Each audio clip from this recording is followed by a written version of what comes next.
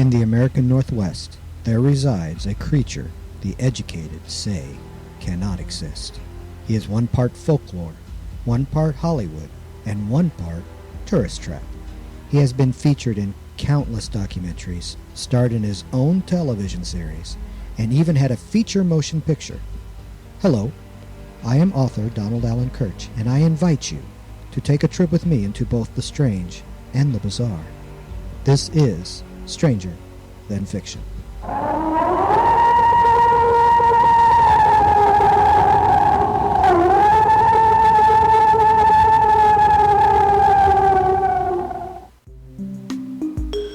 Forget the world you know. Enter a bizarre dimension where the strange and unusual guide your imagination towards the unimaginable. Life is stranger than fiction in these true stories, where the ordinary is replaced with the extraordinary. Explore strange legends, weird myths, and odd folklore. The facts are laid before you to examine. You're invited to draw your own conclusions on these true stories of the paranormal.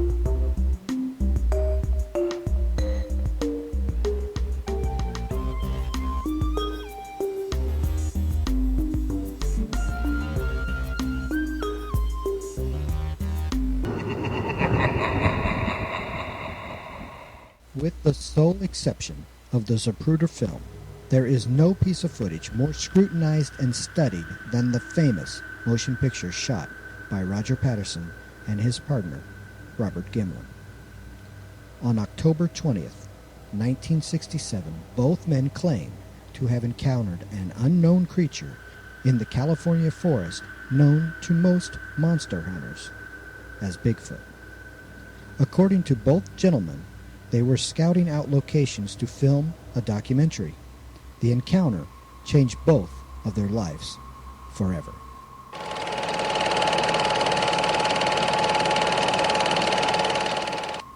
The Patterson Film, as it is known, has been both authenticated and debunked by the scientific community. Most of those who have studied the footage claim that it is simply a man photographed within an ape suit. Others claim that Patterson and Gimlin captured a cryptid or a creature unknown to science. Both men constantly stated for the record that neither arranged this photographic episode nor did they hire an individual to act in an ape suit for filming. Roger Patterson died in 1972 of cancer, but his remaining partner, Robert Gimlin, has done his best to defend the validity of the film by going to Bigfoot conventions and appearing on televised events, stating quite clear that this film was not a hoax. Everyone has an encounter which makes them wonder about a certain something. With Roger Patterson, it happened after reading an article in True magazine. In their December 1959 issue, an article was written by Ivan Sanderson. In this article, there were loose reports of certain animals being spotted in the Northwest defying logic. Huge, man-like creatures. Some were peaceful encounters, where others were the stuff of nightmares. These stories intrigued Patterson, and both he and his partner sought out these creatures as means to make a fortune. However, there are those in the world who painted quite a different picture of the photographer.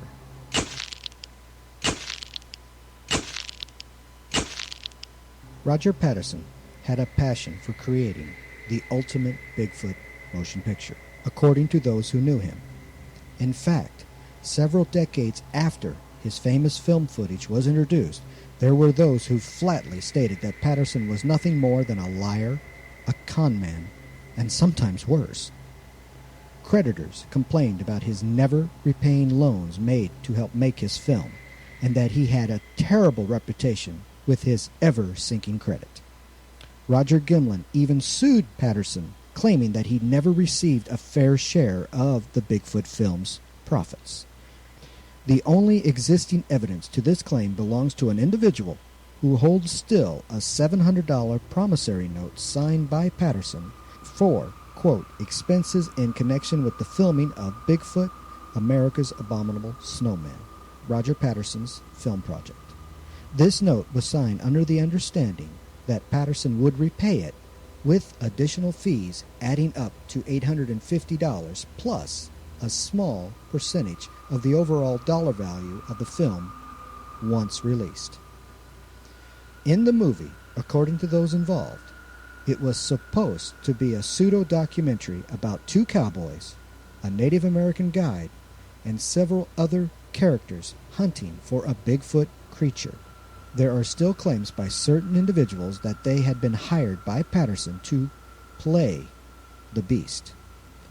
Some film scholars also point out that Gimlin can be spotted in the Patterson film wearing a badly placed wig, suggesting the truism of the motion picture claim.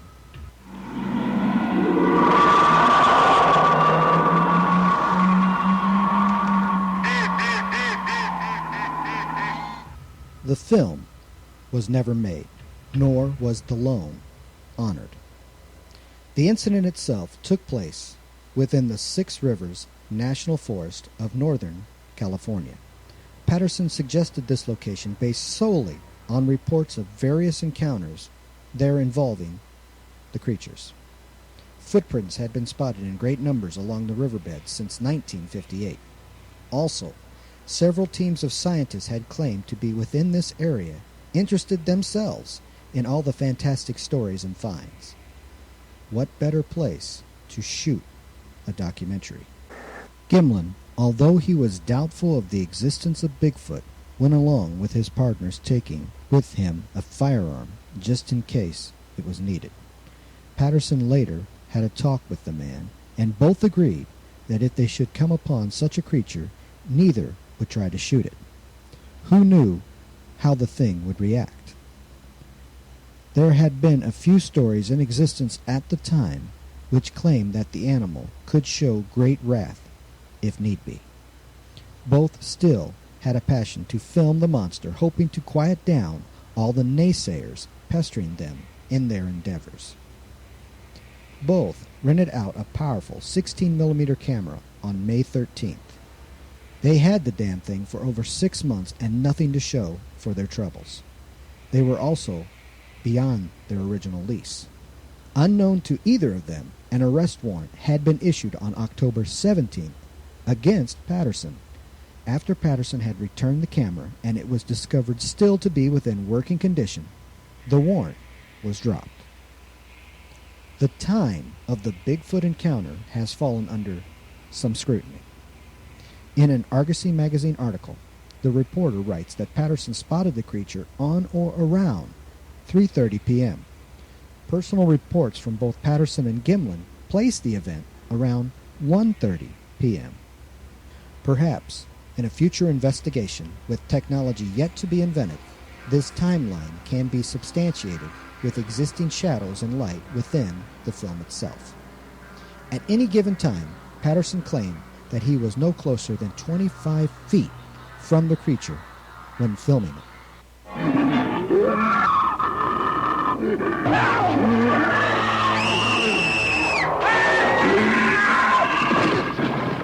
There he is! Hold this, Bobby. Let me take a light! The encounter was a fast one. At one point, while scouting out the riverbed area, Patterson and his partner were thrown from their horses, which all bolted without reason, terrified. Turning past an overturned tree which fascinated the men due to its vast root system branching outward into the midday sky, they discovered the creature crouching down beside the creek to their left. Patterson cheered, reaching for his camera. Gimlin later confessed to being in a mild state of shock after spotting the thing. Patterson, after reaching for his camera, which he had kept in his saddlebag, allowed his horse to continue on its trek away from the creature and started filming. "Cover me," he yelled to his partner. Gimlin could only watch. The creature, spotting them, calmly rose and started to walk away. It looked neither startled nor curious. In fact, Patterson remarked that it appeared quite irritated in seeing them, as if it had been annoyed by an intrusion into what was a fantastically clear and sunny day. At the beginning of the film's footage, which is about 55 seconds long, the footage is quite shaky and poor. This was because Patterson was wrestling with his camera after being thrown from his horse. Patterson took to his knees to stop the camera from moving, and just as he did so, the creature turned, looking at him. Both men claimed that the thing they had filmed looked at them a total of 3 times, but the footage only shows the one.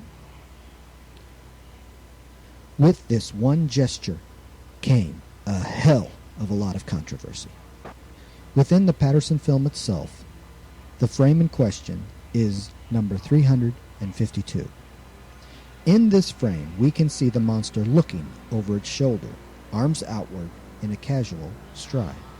Most scientists use this frame to show the falsity of the thing, stating that it is clearly an ape suit. Others point out that the bottoms of the feet are just too light for a creature this size, and for one who lives within the wild. Other scientists state that when the creature turns its head, it also turns its body to compensate for the lack of maneuverability of its neck. Things that won't be done by your run-of-the-mill hoaxer. Patterson remembered his hands shaking uncontrollably after turning off his camera. The whole encounter lasted less than 3 minutes.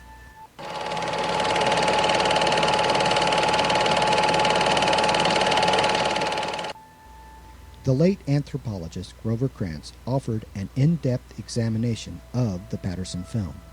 He concluded that the film depicts a genuine, unknown creature. Primarily, Krantz's argument is based on the detailed analysis of the figure's stride, center of gravity, and biomechanics. Krantz argues that the creature's leg and foot motions are quite different from a human's and could not have been duplicated by a person wearing a gorilla suit. Krantz pointed out the tremendous width of the creature's shoulders, which he estimated at 28.2 inches, or 35.1% of its full standing height of 78 inches, or a higher percentage of its 72-inch walking height, which was a bit stooped, crotched, and sunk into the sand. The creature's shoulders were almost 50% wider than your average human. Only very rarely do humans have a shoulder breadth of 30%. Krantz argued that a suited person could not mimic this breadth and still have naturalistic hand and arm motions presented on the film. Krantz later wrote, "The knee is regularly bent more than 90 degrees, while the human leg bends less than 70 degrees.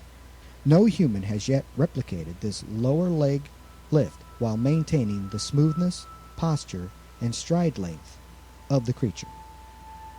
Krantz and others have noted natural-looking musculature visible as the creature moved, arguing this would be highly difficult or impossible to fake. He also wrote that the bottom of the figure's head seems to become part of the heavy back and shoulder muscles, and the muscles within the buttocks were distinct. Krantz also interviewed Patterson extensively and thought Patterson lacked the technical skill and knowledge needed to create such a realistic-looking costume. Krantz reports that in 1969, John Green, who at one point owned a first-generation copy of the original Patterson film, interviewed Disney executive Ken Peterson, who, after viewing the Patterson film, asserted that their technicians would not be able to duplicate this film. Krantz argues that if Disney personnel were unable to duplicate the film, there is little likelihood that Patterson could have done so. Before his death, Krantz showed the film to a researcher for Nike shoes, who he says made some rather useful observations about some rather unhuman movements he could see.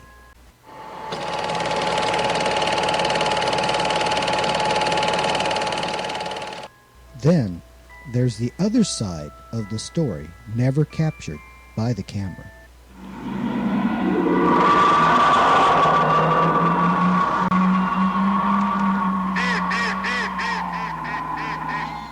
In 2002, the owner of a North Carolina-based costume company claimed that he had been commissioned to create an ape suit that had been used in the Patterson film. When asked why it had taken so long to come forward with this claim, the man stated he had concerns about being connected with any fraudulent charges that could come forward. The costumer had stated that the suit was a mail-order item and that in early 1967 he had sold the thing under the impression that Patterson was planning to perform a prank on someone. Interestingly enough, while ordering the suit, Patterson had inquired on how to make the shoulders of the monster more massive and the arms longer.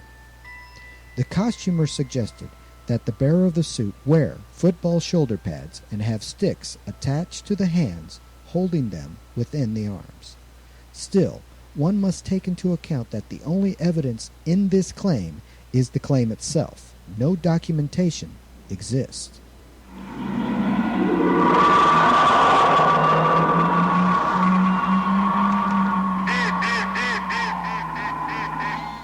Now, the smoking gun, or holy grail to all of these claims, is the claim or the identity of the person who was inside the quote-unquote suit. Bob Hieronimus claims to have been the figure depicted in the Patterson film, and his allegations are detailed in certain books. Hieronimus was a tall, 6'2", muscular Washington native who was about 26 years old when the film was first photographed. He says Patterson offered him $1,000 to wear an ape suit for a Bigfoot film. Hieronimus is one of numerous people claimed to be visible in an unreleased second reel of the film. It is unclear which, if any, of these claims are authentic. A longtime friend and associate says that Hieronimus revealed the hoax privately in 1968 or in late 1969. Hieronimus says he did not publicly discuss his role in the hoax because he hoped to be repaid eventually and was afraid of being convicted of fraud if he confessed. After speaking with his lawyer, he was told that since he had not been paid for his involvement in the hoax, that he could not be held accountable. In separate incidences, Hieronymus's relatives claim to have seen an ape suit in Hieronymus's car. The relatives say they saw the suit 2 days after the film was shot. There are speculations that Patterson, if he had this ape suit, modified the costume. Among the notable differences within the film are: Hieronymus says he was told by his brother Howard that Patterson claimed he manufactured the suit from a real dark brown horse hide. Item: Morris reports that the suit was a rather expensive $450 dark brown model with fur made of a synthetic material. Hieronymus described the suit as having no metal pieces and an upper torso part that he donned like putting on a t-shirt. Some skeptics say that Hieronymus's arms were too short to match that of a Bigfoot and that he was a few inches shorter than the creature on the film, 14 inches shorter. It is explained that the relative position of the elbows and hips are those of a human. Also, it has been speculated that Bigfoot appears to be nearly 7 feet tall when Hieronymus is only 6'2", and Hieronymus also was not as bulky as the creature, but a suit would prohibit a reasonable comparison of his body mass. Then there is the Star Trek connection.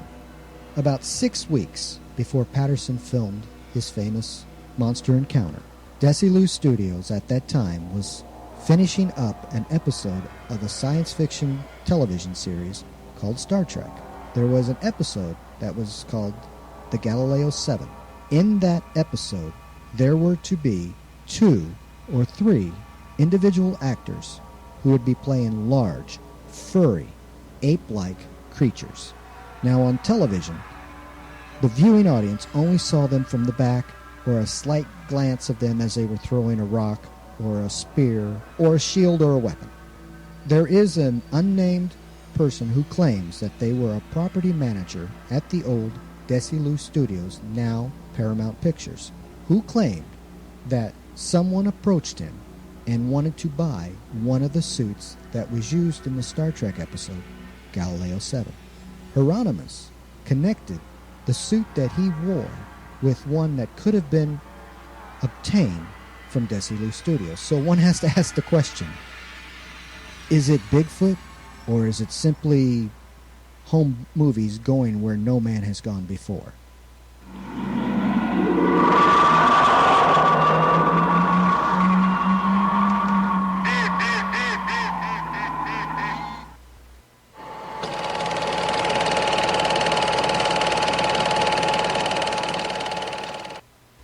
Multiple Academy Award winner Stan Winston, after viewing the Patterson-Gimlin film, summed it up as simply as, "It's a guy in a bad fur suit."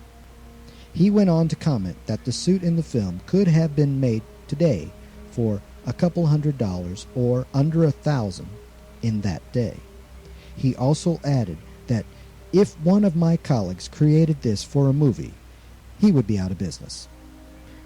When people laugh at Roger Patterson and his partner, some fail to take into account the possibility that they could have been the honest victims of a hoax. Ray Wallace had been a prominent Bigfoot investigator in the late 50s.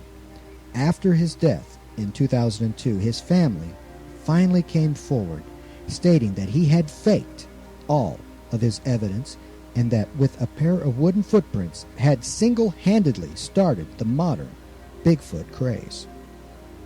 It has been suggested by some that Wallace had a degree of involvement within the Patterson film. Patterson had sought out Wallace before his filming, asking the man about the encounter site. Wallace knew he and his partner would be going out that way, and he knew when they were going to start filming footage for their documentary. Could the whole thing have been a con set up by a third party?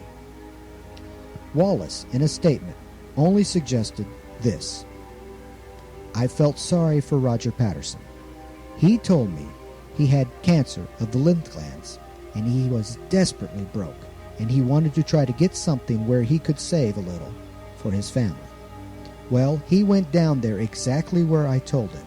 I told him, you go down there and hang around on the bank. Stay up there and watch that spot." Could it be that the photographer himself was the film's greatest victim? Roger Patterson went to his deathbed signing a statement that the footage taken by him was no hoax. In a court of law, a deathbed confession is very powerful testimony. Considering the rewards and penalties of an afterlife, why would one lie when all mortal hope was gone? This famous film offers up three possibilities. 1. The film is genuine. 2.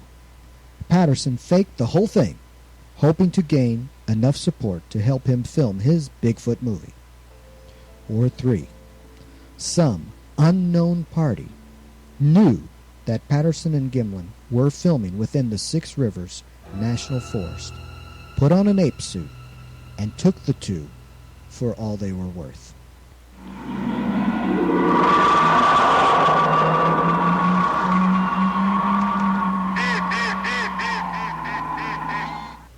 I am a believer in the paranormal. There are things that go bump in the night.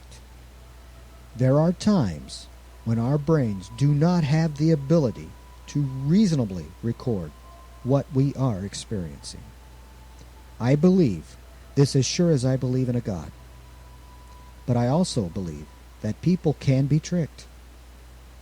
As desperate as Patterson had been, hoping above all hope, I believe the third option is the truth behind this famous and controversial film.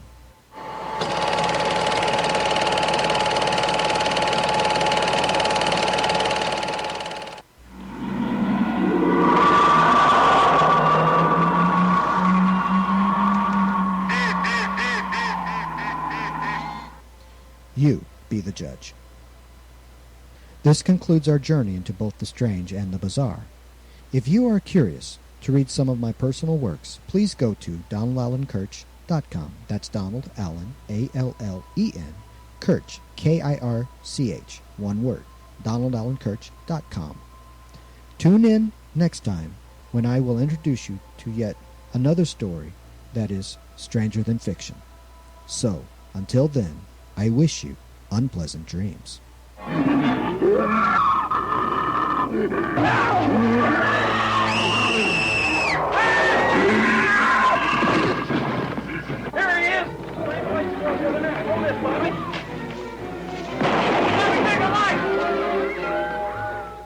Good night.